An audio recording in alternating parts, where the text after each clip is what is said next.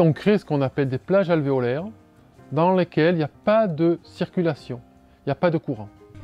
Et sans courant, difficile d'évacuer les pollutions touristiques. Avec ce documentaire, les lycéens prennent conscience de l'influence de l'urbanisme sur l'environnement et ses conséquences sur le milieu marin. C'est une plage où même moi avec mes amis, on y va. Et donc savoir que l'eau, elle n'est pas souvent, comment on appelle ça, nettoyée naturellement, c'est vrai que ça me dégoûte un peu quand même. Montrer que des fois on était un peu trop loin et qu'aujourd'hui c'est bien temps de revenir sur nos pas et redonner de la place à la nature là où on a trop pris.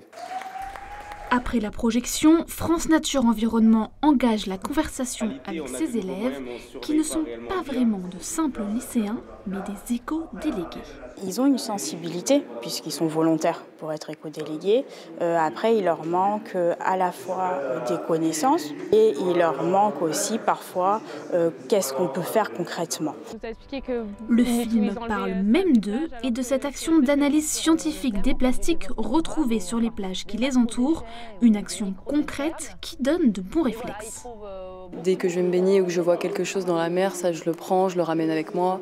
Des fois je fais des tours en paddle pour justement avec des copines ou quoi, on va chercher des trucs. Par exemple, si moi j'ai trouvé que ça a été important, je vais peut-être ensuite pouvoir faire avec mes amis.